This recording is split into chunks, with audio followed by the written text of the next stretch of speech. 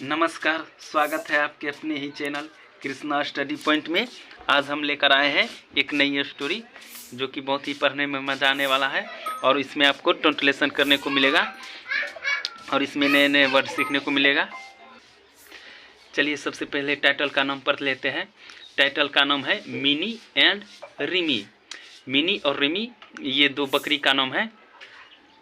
चलिए स्टार्ट करते हैं। वंस, वंस का मतलब होता है एक बार।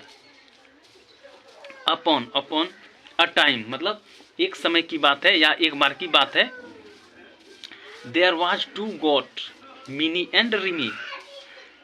देयर आर टू गोट्स मतलब दो बकरियों, मिनी और रिमी थे। वर मतलब थे, दो बकरी है इसलिए वर का यूज किया गया है। यहाँ जो है देयर, यहाँ देयर जो है सिर्फ सब्जेक्ट के रूप में यूज किया गया है। ये नहीं कहेंगे कि वहाँ दो बिल्ली थे, ठीक है। They lived in a village मतलब वे लिव्ड रहते थे, इन में एक मतलब वे एक गांव में रहते थे। They lived in a village वे एक गांव में रहते थे। विच जो वाज मतलब था, near a river. A river का मतलब होता है एक नदी के नियर मतलब पास, जो एक नदी के पास रहता था। Across which there was a piece of grassland. Grassland का मतलब होता है घास वाले भूमि का, अ पीस एक टुकड़ा था उस पार। अक्रॉस मतलब पार, मतलब दूसरे पार जो था। इसका मीनिंग हुआ जिसके पार घास का एक भूमि था, टुकड़ा। The only way to enter that grassland was to cross a narrow bridge formed by a log। इसका मतलब हुआ वह जो ग्रासलैंड मतलब भूमि था उस पार में केवल, ओनली मतलब केवल, एक वे मतलब होता है तरीका, इंटर मतलब प्रवेश करने का, केवल एक ही तरीका था उस पार जाने का। जो ब्रिज जो था बना हुआ था लकड़ी से निर्मित, जो पार जाने के लिए सिर्फ एक लकड़ी का गिरा हुआ था, पुल के तरह। जैसे कि आप यहाँ फिगर में देख सकते हैं किस तरह से लकड़ी का बनाया हुआ पुल है। उस घास के मैदान में प्रवेश करने का एकमात्र रास्ता लकड़ी से बने एक पुल को पार करना था। वन डे एक दिन, mini was returning home after grazing fresh grass of the grassland.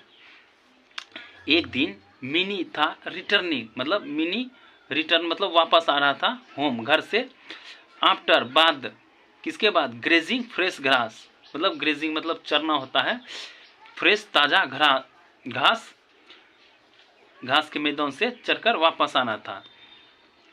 The moment she put her foot on the bridge, उसी पल, मोमेंट का मतलब होता है उसी समय या उसी पल, सी पुट उसने रखा, हर मतलब अपना, फुट पैर, ऑन द ब्रिज मतलब उस पुल पर अपना पैर रखा। क्वाइंटेंटली मतलब संयोगवश, Rimi too stepped on it from the other side. Rimi भी वही स्टेप्ड मतलब उस पर चढ़ गया, on it from the other side मतलब दूसरे साइड से उस पर चढ़ गया रिमी भी। अब मिनी क्या कहता है, मिनी सेड, मिनी ने कहा, आई शैल गो फर्स्ट, आई शैल गो, मैं, शैल मतलब गागेगी, मैं पहले जाऊंगी, फर्स्ट मतलब पहले मैं जाऊंगी। अलाउ मी टू पास, मुझे अनुमति दे पास जाने की। रिमी रिवोलेटेड मतलब हुआ रिमी ने विरोध किया, नहीं। आई एम टू हंग्री, मैं हूँ, टू मतलब बहुत या भी, मैं बहुत, हंग्री मतलब भूखा हूँ। I must cross first, must मतलब कुछ भी चीज करना होगा, आई मस्ट क्रॉस फर्स्ट, मुझे पहले पार करना होगा, क्रॉस मतलब पार करना होगा, फर्स्ट मतलब पहले। Mini took a step forward and agreed, mini ने टूक मतलब लिया, एक स्टेप आगे बढ़ा, फॉरवर्ड एंड एग्रीड और मिनी ने एक कदम आगे बढ़ाया और तर्क दिया। गो बैक मतलब पीछे जाओ, आई से मैंने कहा पीछे जाओ। Rimi too moved a little further and backed, Rimi भी मूव्ड मतलब आगे बढ़ा थोड़ा, फॉरदर एंड बैकफेड मतलब और उसको उल्टा पर गया, थोड़ा आगे बढ़ा और उल्टा पर गया। Why don't you move back मतलब why मतलब क्यों, don't you तुम क्यों नहीं, move मतलब हट जाते, back पीछे, तुम पीछे क्यों नहीं हट जाते। Neither of them was ready to draw back, neither मतलब दोनों में से, उन्होंने दोनों में से तैयार, ड्रॉबैक मतलब पीछे जाने को तैयार नहीं था। By and by, by and by का मतलब हुआ धीरे धीरे। They come to the middle of the, धीरे धीरे वे कम आगे, टू द मिडल का मतलब होता है मध्य, बीच, ऑफ द किसके बीच, अब देखिए आगे, ब्रिज तो पुल के बीच मध्य में चले गए। The verbal fight turn physical, verbal का मतलब होता है मौखिक बातचीत, मौखिक जो फाइट लड़ाई कर रहे थे मतलब बातचीत में, टर्न मतलब चेंज हो गया, बदल गया, फिजिकल मतलब शारीरिक लड़ाई में बदल गया। They began to push each other, वे बिगन शुरू कर दिया, पुश मतलब होता है धक्का देना, ईच अदर एक दूसरे को धक्का देने लगा। Eventually the two lost their control and fail into the river, दोनों ने अपना कंट्रोल मतलब नियंत्रण, दोनों ने अपना नियंत्रण खो दिया और फेल इनटू द रिवर, वह फेल मतलब गिर गया, नदी में गिर गया।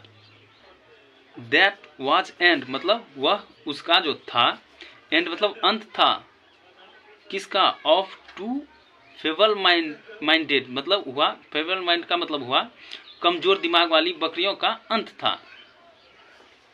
आप देख सकते हैं किस तरह से दोनों बकरी आपस में लड़कर गिर पड़ा। इससे शिक्षा क्या मिलती है, moral, do not fight over a problem मतलब डू नॉट मतलब किसी को मना करने के शब्द में, डू नॉट फाइट मतलब मत लड़ो, ओवर अ प्रॉब्लम मतलब किसी समस्या पर लड़ो मत, फाइंड मतलब ढूंढो, अ सॉल्यूशन समाधान ढूंढो। तो आज के लिए इतना ही, मिलते हैं अगले वीडियो में, तब तक के लिए धन्यवाद। अगर आपको पसंद आए लाइक और सब्सक्राइब करें और दोस्तों को शेयर करना ना भूलें। तब तक मिलते हैं अगले वीडियो में, धन्यवाद।